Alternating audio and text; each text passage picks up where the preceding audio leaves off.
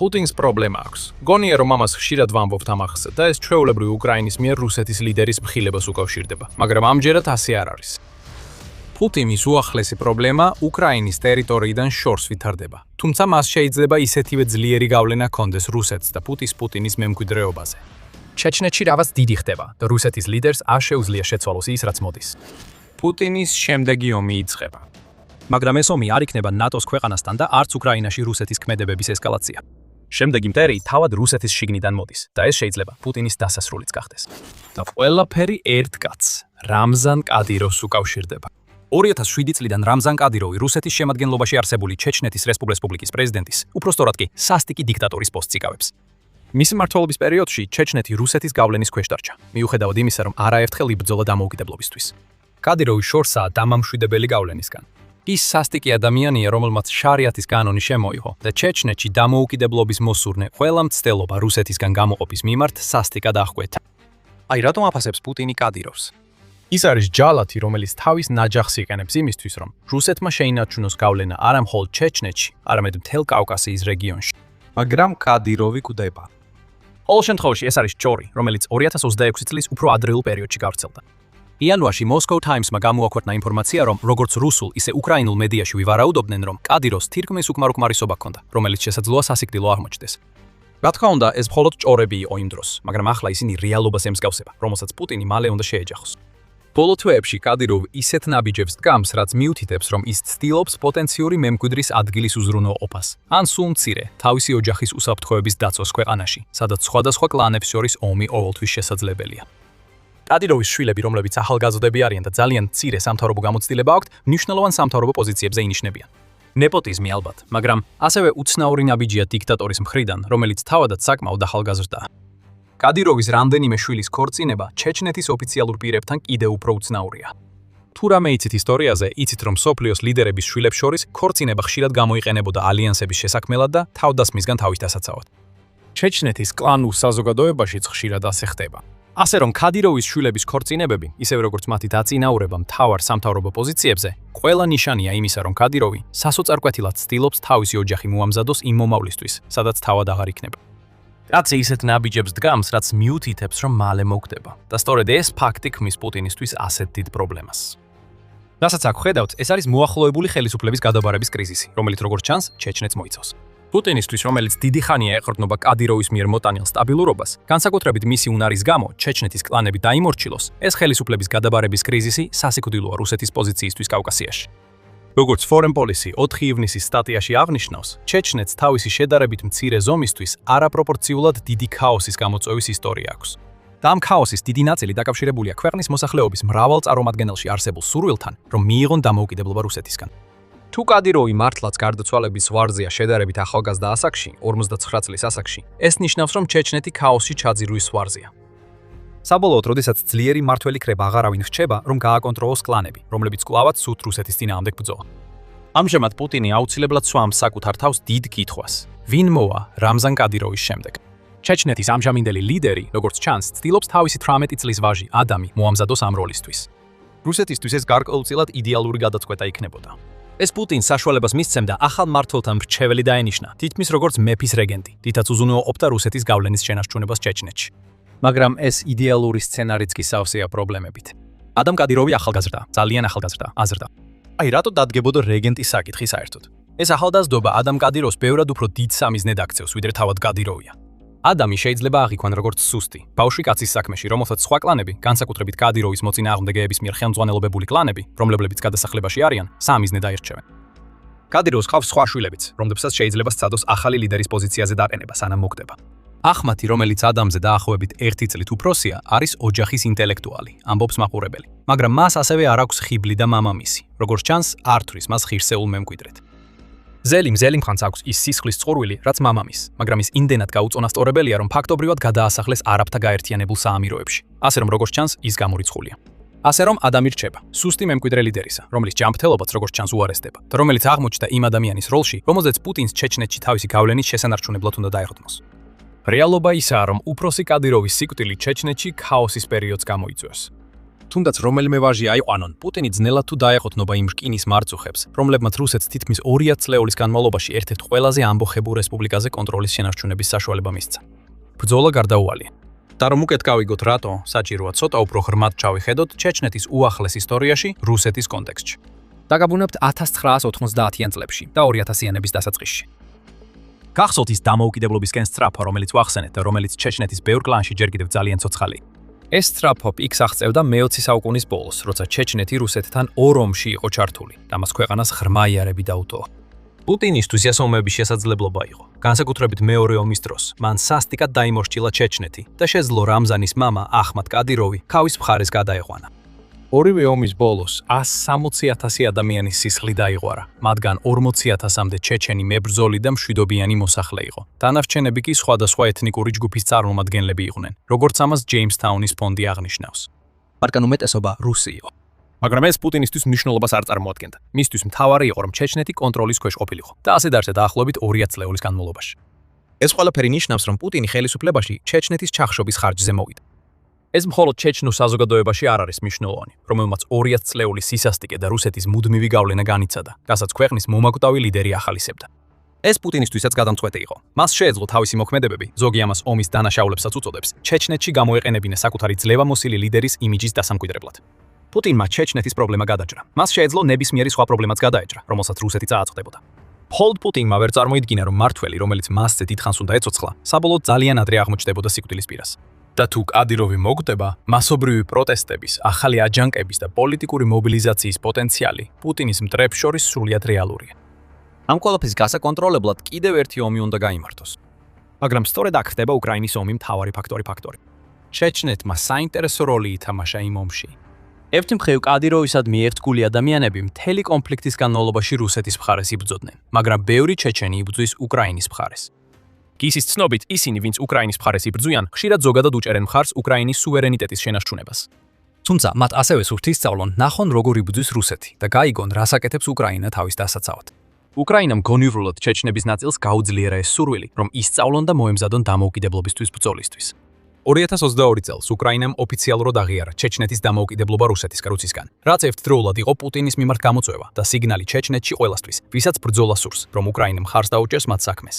ამ დამოუკიდებლობისთვის ბრძოლის შესაძლებლობა აქამდე არ არსებობდა.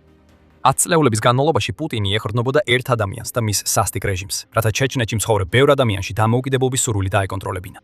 ეხლა ეს ერთი ადამიანი სიკვდილის ზღვარზეა. ძალაუფლების ვაკუუმი იქნება და ისინი, ვისაც კადიროვი თავის შემსვლელად ისურვებდა, ძალიან დაუცველები არიან იმისთვის, რომ პუტინისთვის მარტივი გადაცემა უზრუნველყო. მოახლოებულია ბრძოლა და ეს ბრძოლა ისაა, რისთვისაც რუსეთი მზად არ არის უკრაინაში 4 წელზე მეტი სასტიკი ომის შემდეგ. და ეს მხოლოდ პუტინის პრობლემების დასათვისია. რაც ახლა ჩეჩნეთში ხდება, ერთიანდება სხვა გამოწვევებთან კავკასიის რეგიონებში და რუსეთის რესპუბლიკებში, რაც აჩვენებს, რომ ძალაუფლება პუტინის ხელიდან უსხლტება. მაგრამ სანამ ამ ყველაფერში უფრო ღრმად ჩავღრმავდებით, თქვენ უყურებთ The Military Shows და სწორედ ამიტომ ვქმნით ვიდეოებს, რომ ვაჩვენოთ, როგორ მოძრაობს ძალაუფლება სინამდვილეში. გამოიწერეთ თუ მოგწონთ ის, რასაც ხედავთ. ჩვენ ყოველდღე ვაქვემდებთ ვიდეოებს. ახლა რატო ადარდებს რუსეთს ასე ძალიან ჩეჩნეთი? საბოლოოდ ეს ქვეყანა დიდი ძალა სულაც არ არის. მოსახლეობა დაახლოებით 1,5 მილიონია და მისი ფართობი მხოლოდ 18,300 კვადრატული კილომეტრია. ჩეჩნეთი თითქმის უფრო დიდ ქალაქს გავს, ვიდრე სრულფასოვან ქვეყანას. თუმცა მიუხედავად იმისა, რომ პატარაა, ჩეჩნეთი რუსეთისთვის რამდენიმე მიზეზის გამო ძალიან მნიშვნელოვანია. პირველ რიგში ჩეჩნეთის მდებარეობა. ის მდებარეობს კავკასიის მთების ჩრდილოეთით, რომლებიც ძალიან მნიშვნელოვანია, რადგან ვინც ამ მთების გარშემო ტერიტორიას აკონტროლებს, მას ასევე შეუძლია აკონტროლოს ცდომა და გასვლა დასავლეთ აზიის რეგიონში. ასეთი ქვეყნები, როგორიცაა თურქეთი და ირანი, ამ მთათა სისტემის გავლით არის ხელმისაწვდომი და ის ასევე რუსეთისთვის ბუფერულ ზონას წარმოადგენდა. არა რომ რუსეთს ამ მიმართულებიდან თავდასხმის რისკი ემუქრებოდეს, მაგრამ როდის ქონია ამას მნიშვნელობა პარანოიდ პუტინისთვის. მას მაინც სურს კავკასიის მთებზე კონტროლი, რადგან ყოველთვის უნდა იყოს მზად თავდასხმისთვის. გარდა ამისა, კონტროლის შენარჩუნება აძლიერებს მის ნარატივს, რომ ის დიდი რუსი დამცველია. ბაზა უზრუნველყოფილია. ჩეჩნეთი რუსეთს აძლევს კონტროლს ბუფერულ ზონაზე, რომელიც იცავს სამშობლოს.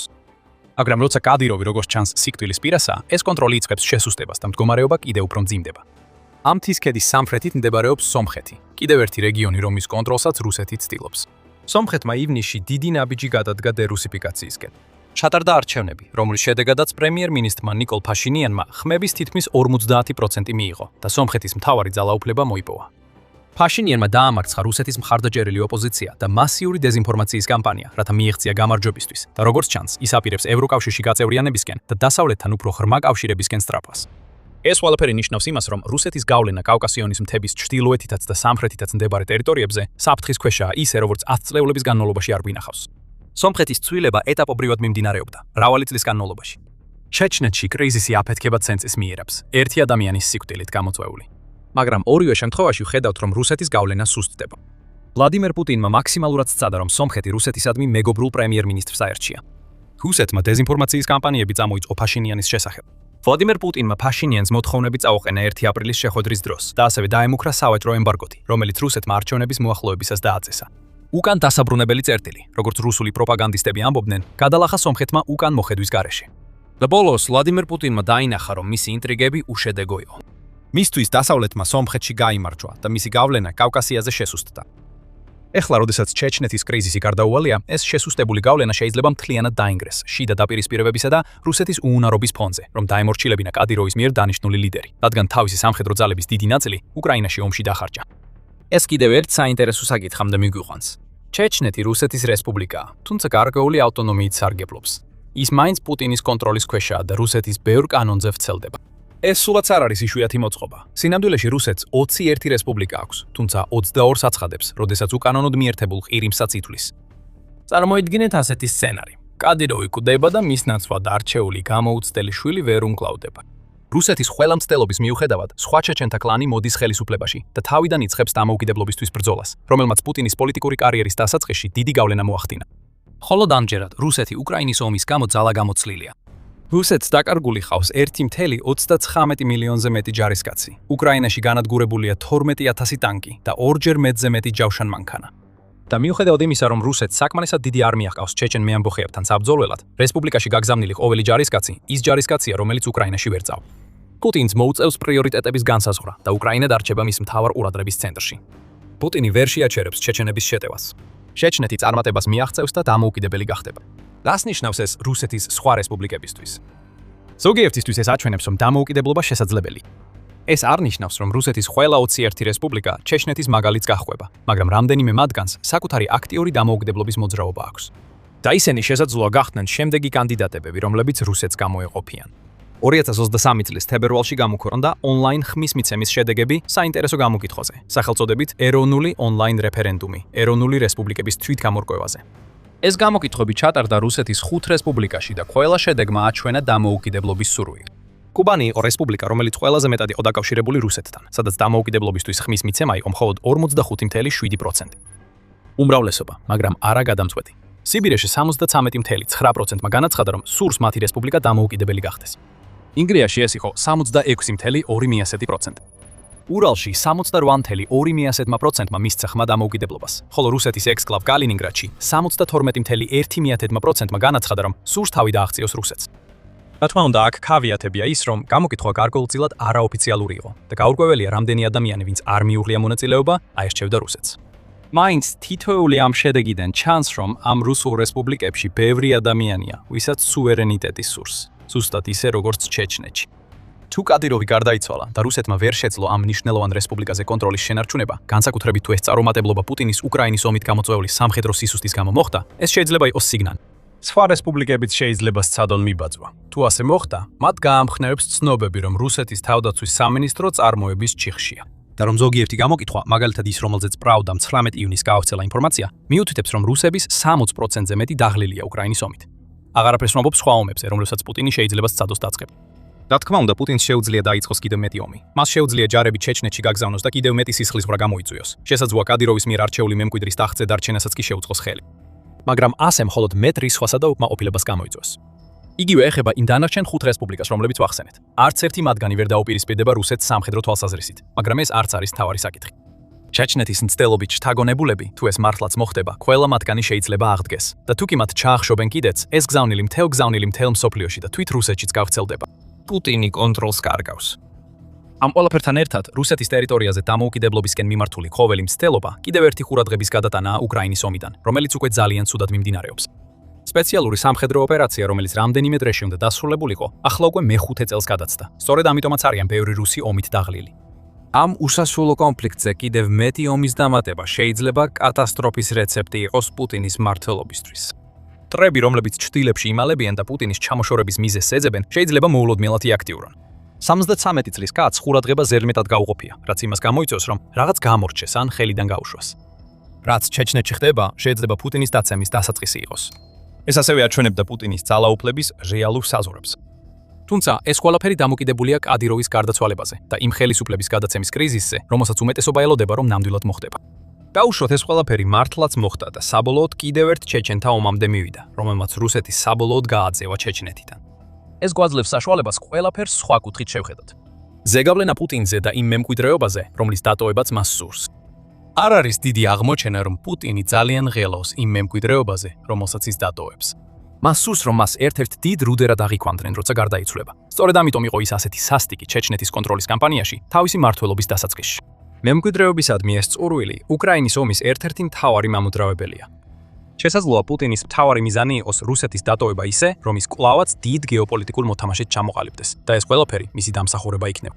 თუ ჩეჩნეთი დაიკარგება ხელისუფლების გადაცემის კრიზისის ფონზე, რომელსაც პუტინი ვერ გააკონტროლებს, ეს იქნება მისი საბოლოო მემკვიდრეობა. კაცი, რომელმაც ჩეჩნეთის რესპუბლიკა დაიმორჩილა, ორ დღეში ისევ დაკარგა იგი საკუთარი არაკომპეტენტურობის გამო. ან იმიტომ, რომ ვერ აიღო უკრაინა და გზა გაუხსნა სხვა დაჩაგრული რესპუბლიკების დამოუკიდებლობისკენ სწრაფას. პუტინი ისტორიაში შევა როგორც ლიდერი, რომელმაც რუსეთს კავკასიონის მთებზე წტომა დაუკარგა. მისი პრეზიდენტობის დასაწყისში გადადგმული მნიშვნელოვანი ნაბიჯები არაფრად ჩაითურებოდა. და როცა ის მიწაში ლპება, რუსეთი და დანარჩენი მშენი მსოფლიო მას სუსტ და წარუმატებელ ადამიანად აღიქვამენ. ეს არის პუტინის ყველაზე დიდი შიში, რაც ნიშნავს, რომ ის ყველაფერს გააკეთებს, რათა რუსეთმა შეინარჩუნოს კონტროლი ჩეჩნეთზე. მაგრამ ყველაფერი რისი გაკეთებაც შეუძლია, ბევრს არ ნიშნავს, როცა მისი ქვეყანა უკრაინის ომშია ჩართული. პუტინს ჩეჩნეთისთვის გეგმა B არ აქვს.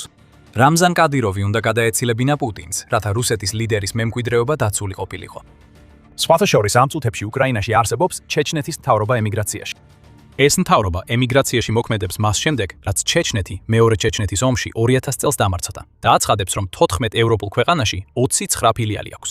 ნუ თუ ეს არ იქნებოდა პოეტური სამართლიანობის იდეალური ფორმა, რომ პუტინმა ჩეჩნეთი სწორედ იმ მთავრობას დაუთმოს, რომელიც 25 წლის წინ დაამხო და ეს მთავრობა ხელისუფლებაში დაბრუნდეს უკრაინის მხარდაჭერით, იმ ქვეყნის დახმარებით, რომლის დაპყრობაც პუტინს შემდეგ სურს.